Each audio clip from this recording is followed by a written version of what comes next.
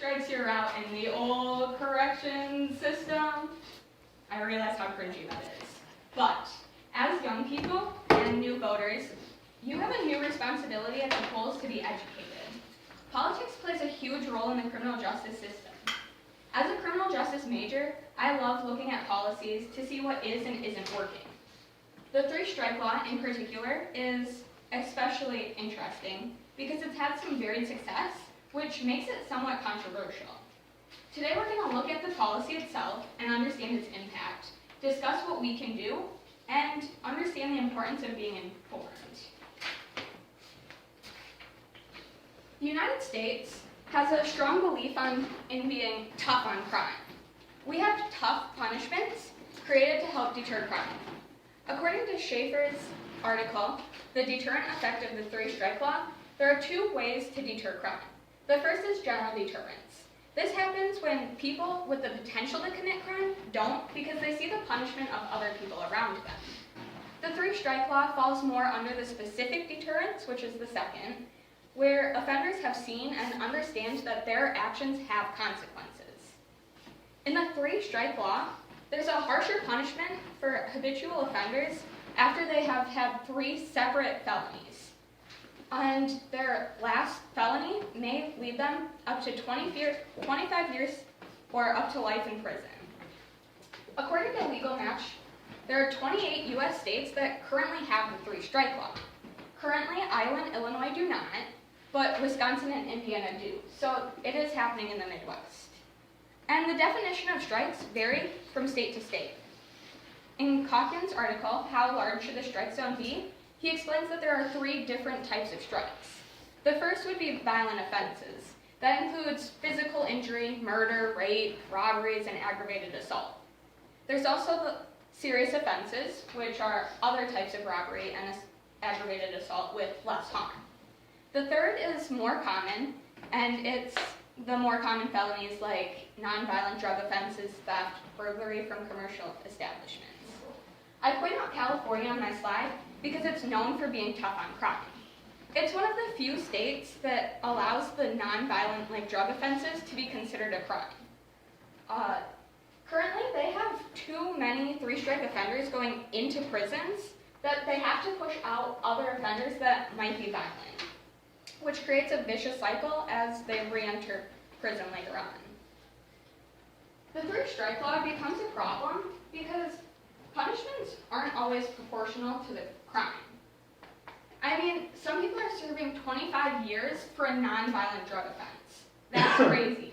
And then to make it even crazier, it's pushing out offenders that actually are violent to make room. Additionally, the three-strike law makes the third strike crime more dangerous because offenders go down swinging because they know they're going to get 25 years to life at least. Kidnapping turns into murder, and police are given more resistance. A study by Schaefer says that 54% of offenders admitted that they most likely or definitely would kill witnesses or officers just to avoid their life sentences. And this especially becomes true in gangs. Additionally, the third strike normally happens as offenders are about to age out of their crime lifestyle. Crime is a young person's game, and by the time they get to their third strike, they're almost done. And they could be serving the next 25 years as normal citizens. Additionally, the three-strike laws takes away discretion from judges. One of the great things about our criminal justice system is that judges have discretion to change sentences around for different offenders, because not all cases are the same and not all offenders are the same. But judges are required to follow mandatory sentencing laws when it comes to the three-strike law.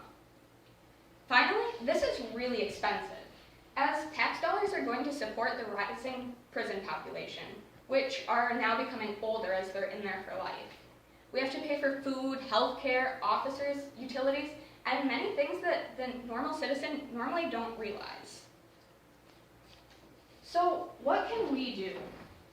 It's important to be educated about the policy and be aware of the misrepresentation, because there are nonviolent offenders put in prison, and we have to understand that Being tough on crime isn't always important.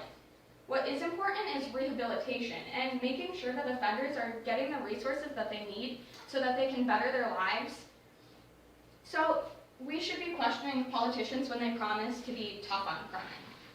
If we don't, we're going to end up with full prisons, which lead to overcrowding, more violence, inhumane treatment, and less surveillance. Our tax dollars are going to go to supporting prisons, and less important things like schools and programs that are actually going to prevent crimes. I once did a job shadow with a probation officer, and they told me, the problem with correction systems is that it isn't correcting anything. And that's because offenders aren't learning anything sitting in cells, especially when they're nonviolent. They need those programs to help them make the correct choices.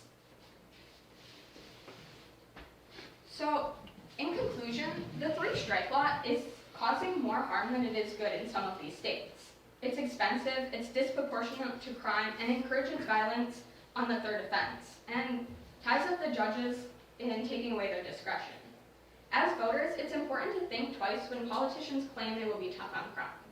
The three-strike law is working in some states, but in other states, it's causing problems. So it's just important to be aware of what the three-strike law is doing in your state.